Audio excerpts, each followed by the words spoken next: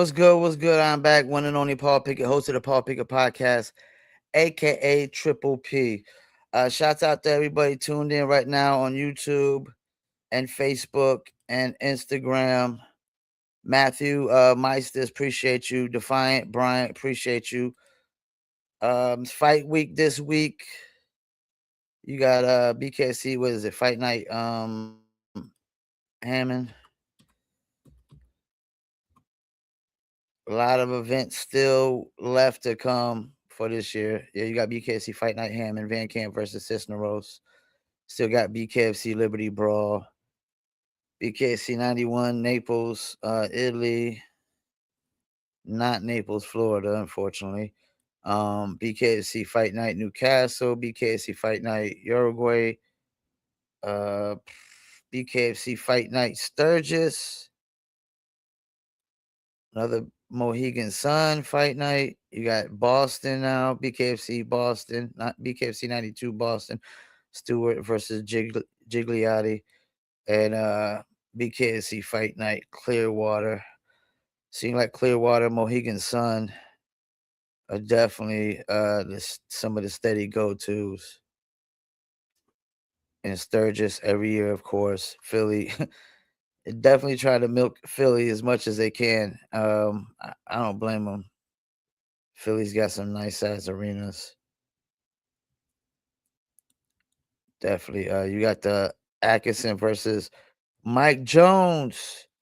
That's at Sturgis. I'm excited to see Brian Atkinson back.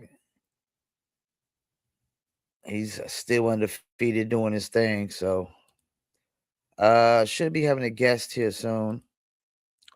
I know they are at the gym, and there she goes right now. So let's introduce her properly. Actually, the first interview that I was ever involved with for Bare Knuckle was our guest, and she's one of the most accomplished female fighters in Bare Knuckle history. She's the inaugural and the current BKFC Women's Strawweight Champion, and she will be fighting at Liberty Brawl July 3rd, 8 p.m. Eastern Time at Xfinity Mobile Arena in Philadelphia, Pennsylvania versus Dr. Sarah Shell. Let's bring on the beautiful Britton Hart. Hey, what's up, Britton, guys? how was your training today? It was really good. All the guys were in there today. Sometimes we get different cliques, different crews in the gym, but the OG BKFC clique was in there today. So Jeremy Smith, Bryce, Chino, Okay. Fames. It was a fun time. I love being around those guys and their energy.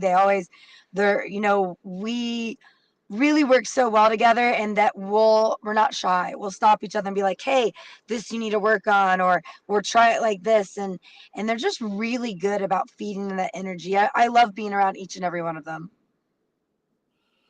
So I want to see if we can get through a few questions about your career before we get into the doc fight. Um, you're an ex-boxer. What first attracted you to bare knuckle fighting? So to be in bare knuckle boxing, I was in pro boxing at the time, and I was just like this broken, lost, really lost soul that was full of hatred and trying to like fight my way back out of this nightmare of a life. And no one was really giving me a chance because I didn't know the politics. I didn't know the business of boxing, but I wanted to be the best. And so I was trying really hard. And that's when Bare Knuckle came. And they were like, look, we're going to give you this main event. This is going to be the eyes on you. We're not trying to embarrass you on TV. We think that this is a whole new sport and a new platform that you will be really good at.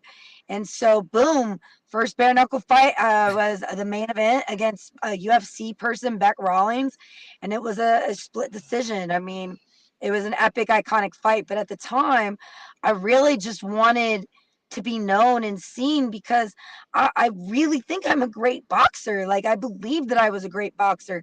I was just not Mm-hmm. having the bells and whistles and the money around me. And so if I didn't have that, I was going to find one way or another to get noticed.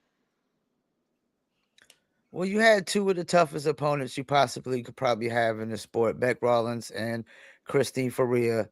Unfortunately, they were losses, but like, what still made you keep going? Like, why did you still say, "Hey, I still want to do this bare knuckle"? Yeah, those were with the Beck Rollins one, I really was like amped up by that. Like there were so many things on what went wrong and so many people in my ear. If you had a real team, at the time I was training at the YMCA for that fight. So with the Oh Christine shit. Ferreira fight, yeah, like I didn't have a boxing coach or a boxing gym. I wasn't sparring people. I was just hitting a heavy Yeah. bag at YMCA. So I already was doing that Okay. good.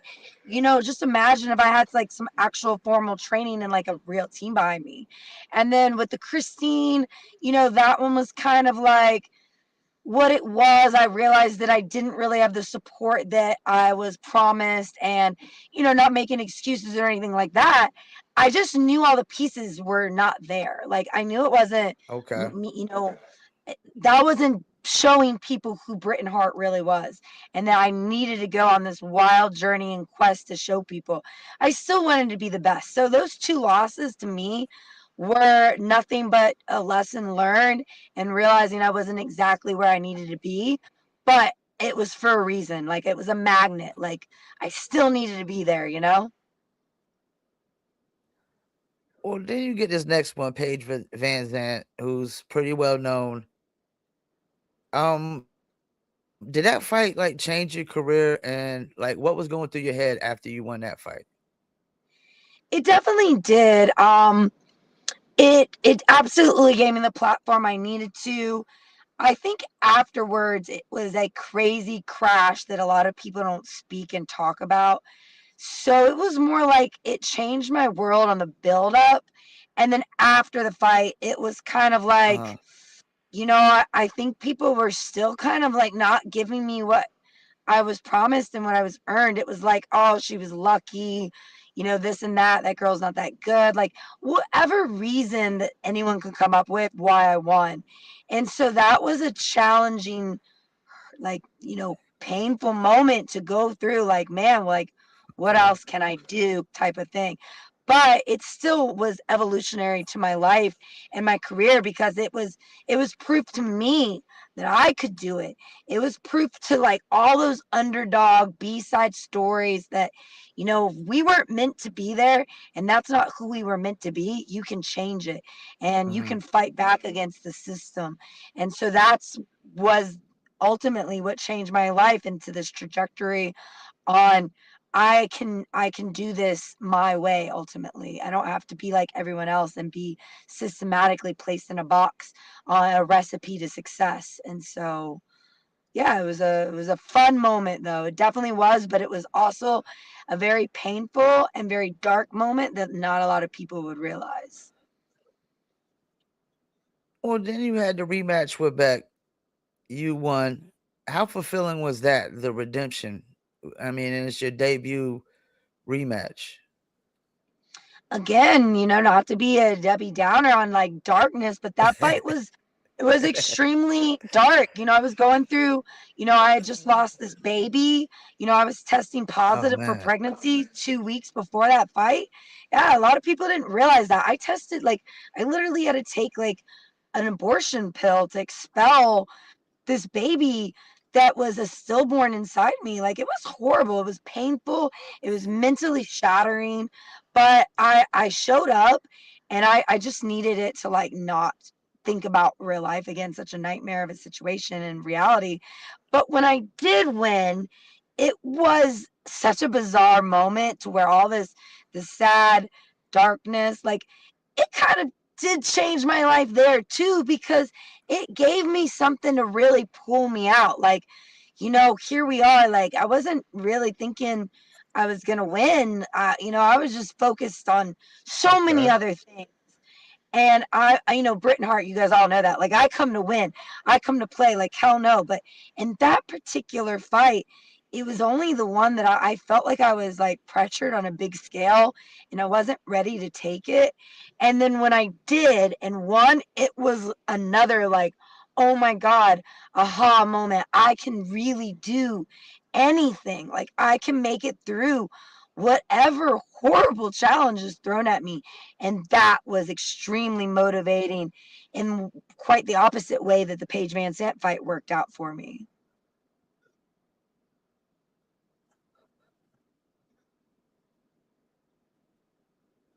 Well, then you have first ever BKFC Strawweight championship fight versus Carissa Segala. I guess that's how I pronounce it. I mean, what's it mean to you Trissa, that yeah. you're always gonna go down as the first BKFC Strawweight? That's like marked in history. Yeah, that means a lot. That really means a lot. I've always wanted to be great. I didn't think it would be fighting much like alone bare knuckle boxing, but I knew that I was going to be somebody great in sports. I have such a passion for all sports. Like, I think it's such a great place to be for anyone watching. Like, find one sport, whatever sport it is, and just attach yourself to it because it's such a great thing. And for me, to know that I wanted to be somebody so great in boxing, like undeniable, it really doesn't get any better than being the inaugural strawweight champion and undisputed and just having such a streak in that. But to be the first is something, nothing, no one will ever be able to take that away. And you can't put a price on that.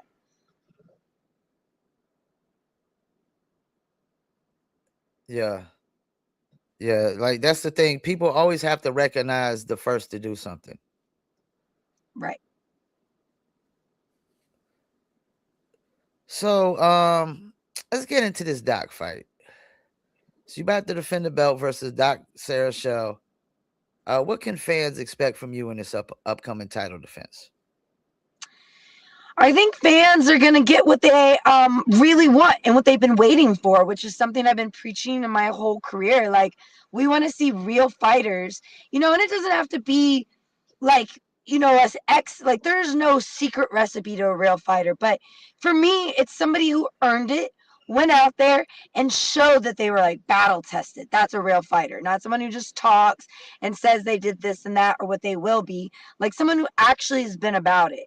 And so for me, dealing with Sarah Shell, I feel like it started off like really like sportsmanship like and really respectful, Mm, and like, let's challenge ourselves. She's the ranked number one. I'm the champ, undisputed.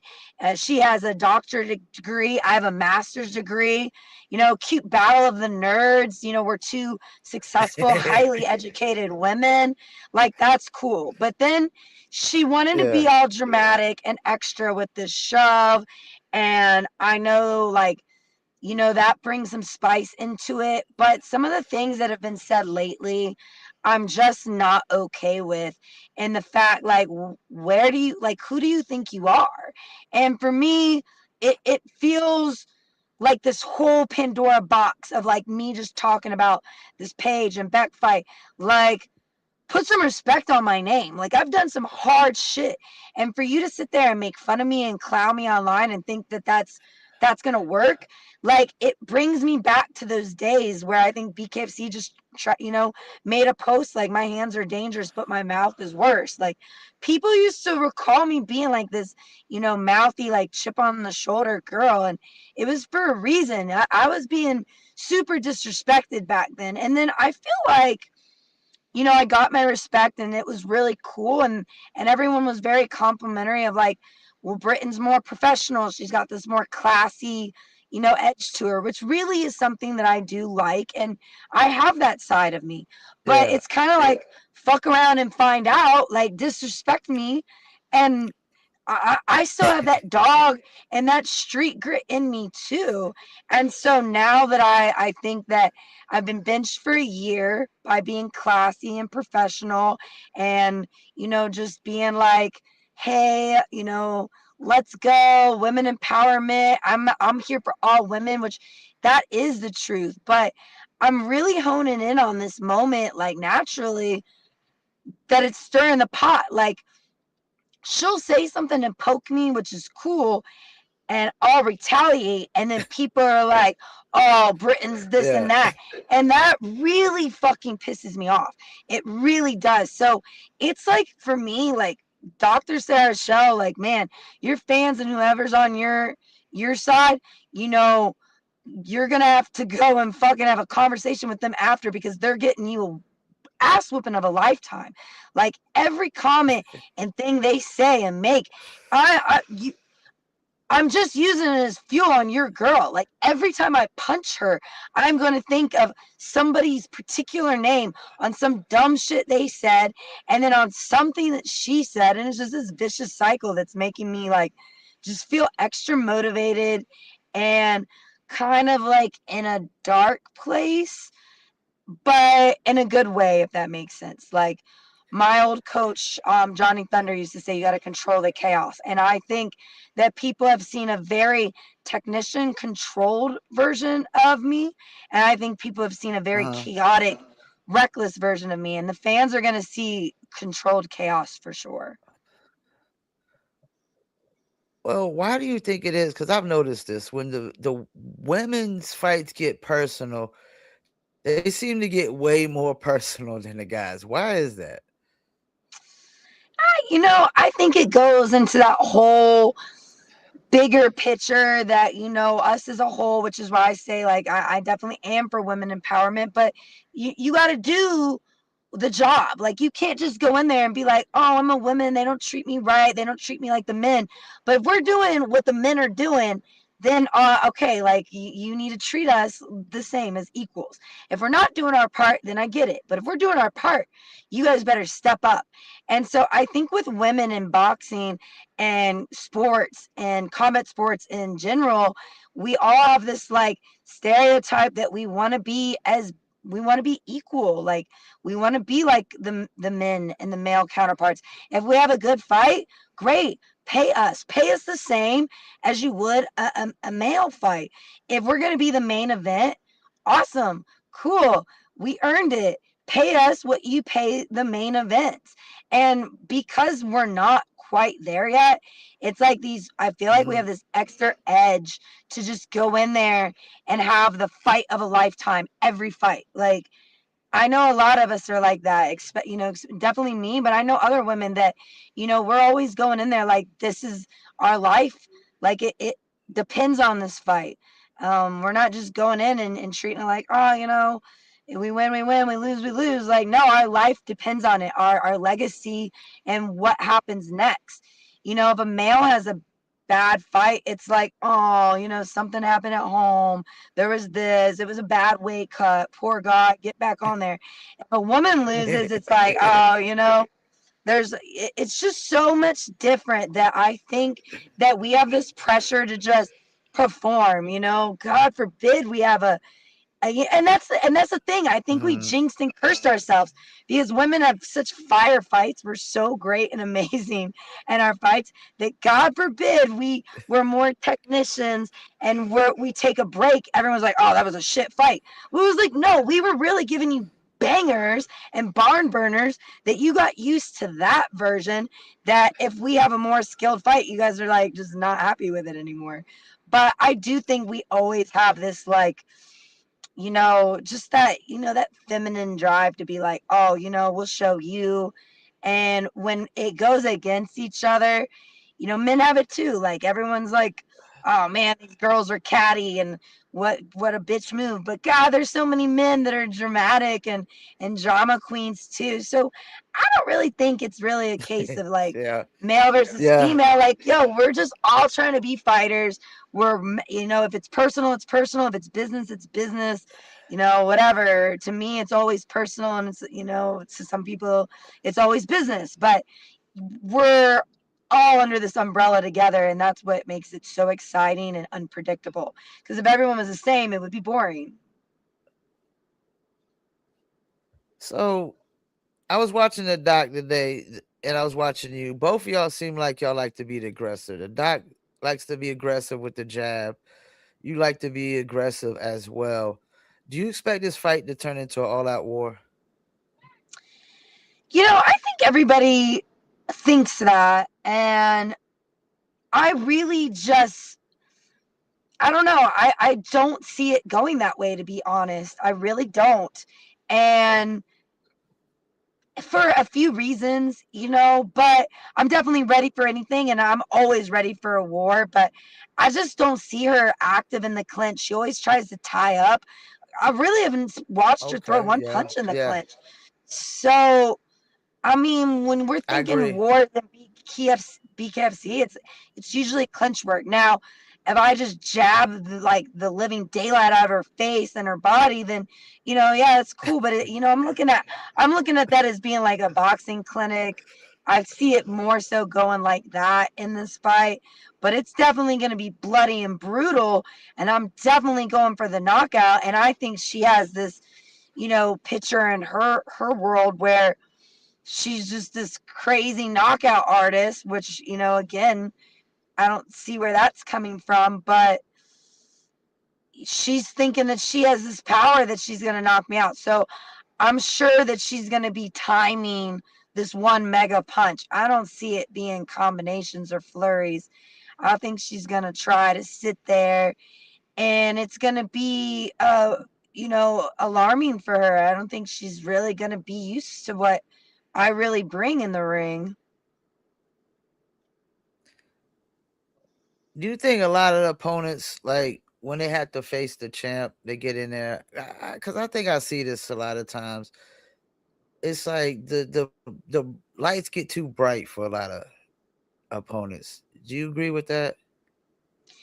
Yeah, I do. I definitely do. And I've seen it a lot more so in men, and I know a lot of them too that, Yeah, dang, yeah, in the gym yeah. they're like superstars, but then when they go out in the lights, it's like they kind of freeze up, which, it is hard. It's different, but gosh, we train for that and get ready for that. I just always remind myself, like, this is what we wanted and asked for. But for me, I don't think I've ever had an opponent necessarily do that to me. I've seen it before, but as far as in the ring with me, like, Mhm. it's, maybe, selfishly it would be nice, but it's the reverse. Like, anytime someone stepped up against me, it's like, damn, they're like, I have a weird way of bringing the best out of everyone, which is cool, but then it gives me like this false illusion to, or not to me, but to the fans, that, oh, well, Britain doesn't have power. Her fights always go the distance. And then as soon as that chick fights, her very next fight, she quits in the first round because she's, PTSD from them doing the 5 rounds with me. And then everyone's like, oh, wow, well, this girl got, this chick out of here in 1 round, and it took Britain 5. But damn, look, guys, go look back at the pictures, go look at the proof, go look at the film. These girls are in bloody wars. Like, they look like they're dying. Like, they look like a bear attacked them. And these other fights, when they're out of there and quitting after 1 or 2 rounds, they don't even have a mark on them. Like, they literally don't even have a black eye. And I'm sitting there just like, oh my God, this girl quits and doesn't have a black eye on her. And then meanwhile, when they fight me, they're all swollen, cut up, look like a freaking car accident. And they're just like, I'm in it to win it. I got this. So I've had that experience that everyone, they definitely step up to give me a challenge. So I'm not taking that lightly and thinking that it will be anything different from Sarah Shell. But I am trying to trust my gut and instincts more on this. But I'm ready for anything. That's for sure. And don't forget, you got T flying out too over there with Yeah, Melanie yeah. Shaw. I mean, geez, still in there. I still got this. And then what? She's a prime example. The very next fight, she quits on the stool, with not even a mark on her. Like, it's cool though. I kind of, I take it for what it is, that everyone thinks, and that's cool. They can think that I'm not the greatest and best, and that they have a chance at beating me. It's a totally different story when you get in there with me, and one day they'll really all know, huh? Do you think being a champ in BKFC is like a gift and a curse? Because it's like when y'all champs, it's like y'all get maybe one fight a year if you're lucky, or a year and 4 months out. 1,000%, 1,000%. But I'm not, I can complain about it, but I am trying to look at it through the lens that there's so many people that I see that would just die and are dreaming to have one belt, and I have 5 of them. And so I try to be understanding on how cool that is and how I wanted it so bad. And so that's just what keeps me through it. But it is tough going from fighting 5 times a year to 1 time a year. But it is one of those things if you're a fighter and in and out of the ring, like it's an opportunity to do something that I've never gotten to do with my life. And I'm very grateful for that. I really am, because I had to work. I had a job when I was 16. After high school, I would go after my soccer practice Saturday and Sunday. I worked 8 a.m. to 8 p.m. as a teenager just to drive and pay my car insurance. I Damn. paid for myself through college. I worked every day of my life, 3 or 4 jobs. I was putting in like 9 W-2s. And not because I was jumping from job to job. Like, I've never burned any bridges with any of my jobs or employers. They all still support me, and we're still friendly. It wasn't that way, but I had to. Like, I was working and hustling to do all the things that I had to do. I have 2 kids. I was a single mom at the time. And I wanted to fix this, horrible life decision that I made. And then when I found the love of boxing, I just desperately wanted to make it improve myself. That it took all my money and time. That I feel like I'm really getting, what would be my fourth and fifth chance at life now, where I can really, like, wow, is this what it feels like to wake up and not clock in and go to work and be somewhere? Like, oh, is this what it feels like to just be able to go with my friend and help get ready for her fight over in England? Like, that is such a beautiful place to be. And I might not have had that if I was fighting 4 or 5 times a year, constantly being stressed out in fight camp. And as fighters, we're struggling to make pennies, really. We get our purse and it sounds Yeah. cool, but fight camps are expensive. And then we're paying our managers, we're paying our coaches, we're paying the taxes, we're paying everything to keep afloat. Like, finally, for the first time in my life, like, I can breathe and wake up and be like, what do I want to set my ambitions and goals to? And what new dream do I want to chase? And what are friends that I owe a thank you or some quality time with? Family that I haven't talked to in 8, 10 years. I finally have, like, Yeah. in 2025, I've rebuilt those bridges because they were burned for a long time. And now those bridges are mended. I wouldn't have been able to do that if I was, again, stuck. So I'm seeing it for, again, a dark thing, but it's beautiful silver lining and what it's really done for my life.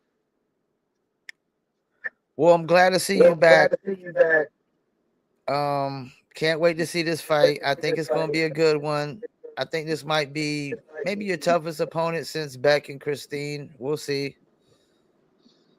But I'm just hoping for a good fight. I just want to see a good fight. And I'm definitely be wishing you the best of luck. Thank you. And yeah, it definitely lights a fire under me, because it's like, man, I hear that so many times. Like, you see a lot of times where the champs and people kind of get these people and they get to pick who they want, they pick their opponent. But it's like, man, it's like my story still stays strong. I never fought easy fights. And every fight, when I fought Ty Emery, everybody was telling me that, oh, she's going to be your hardest, toughest fight. She's the toughest person you're going to fight. And now it's like, here it is yet again. Dr. Sarah Shell is going to be the toughest, strongest person I've ever fought. So I'm Yeah. excited to bring some action to you guys July 3rd.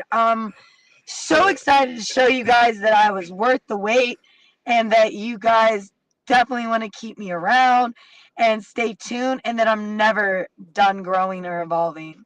So I'm excited.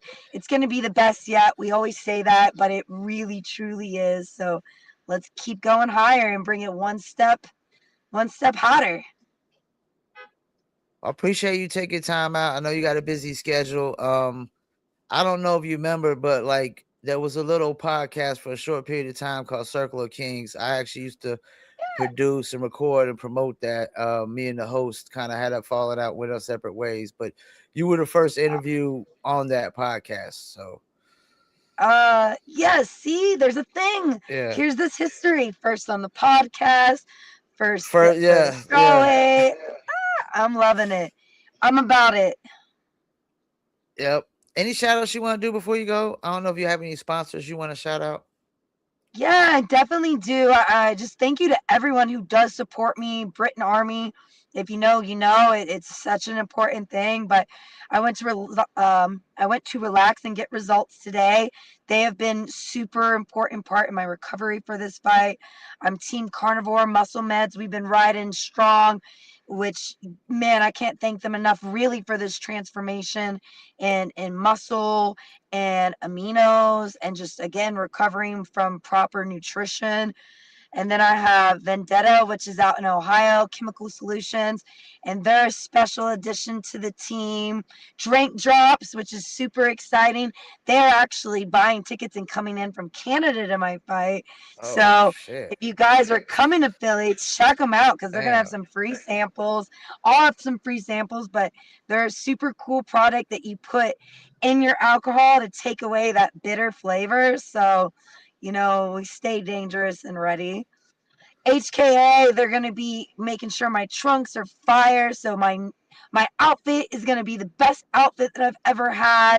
I just used their gloves today in the gym, so I got these fresh new gloves because the other ones I was hitting so hard I freaking blew through them.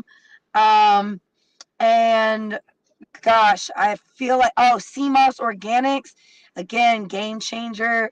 If you guys watch the podcast, you guys get a cool little secret because I don't tell too many people, but CMOS is a game changer in just life in general. So I love that CMOS Organics has been part of the team for this camp. And yeah, I think that's everybody as far as my official sponsors. There's a lot of other people behind the scenes that have made me who I am. And, again, I can't thank you enough for that. It takes a village to raise this warrior.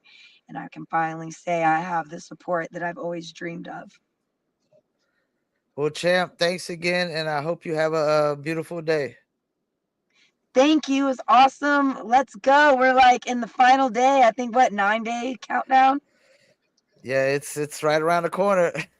Single digits. Let's go. All right, you take it easy. All right. Take it easy. See you next time. All right, bye. Well, there you have it. BKFC Strawweight champion herself, Britain Hart, will be fighting Sarah Shell. And I think she's right 9 days away. You got BKFC Fight Night Hammond, which is June 26th, 2 days away.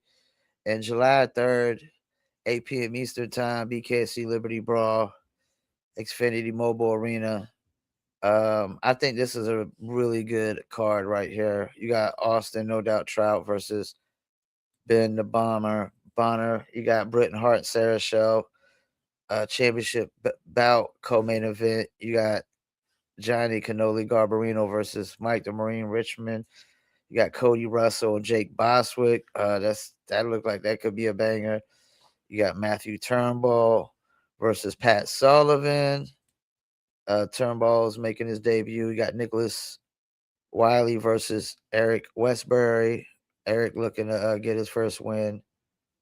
Lex Ludlow versus Drew Nolan. I'm not gonna lie. I feel like that's an easy win for Lex. That's a give me win right there. And might as well put 4-0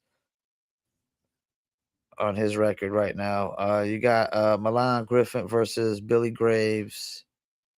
Anthony Pagan versus Zach Pinnell.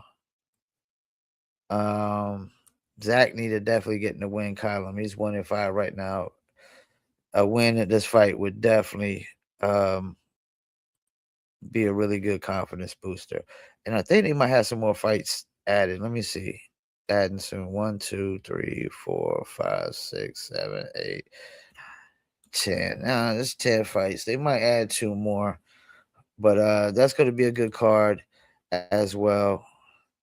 And you got BKFC 91 Naples, Lorenzo Hunt going over there to fight Walter Puglisi for the I think that's for the iron weight championship belt.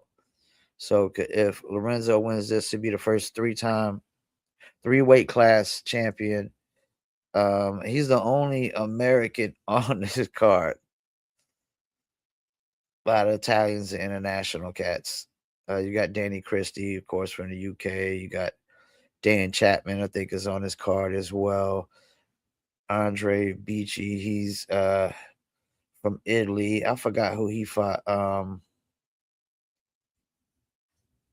And one of them Italy cards, he had to replace somebody that had to back out. I think it was Tanagli that had to back out of the fight or something, and he replaced him.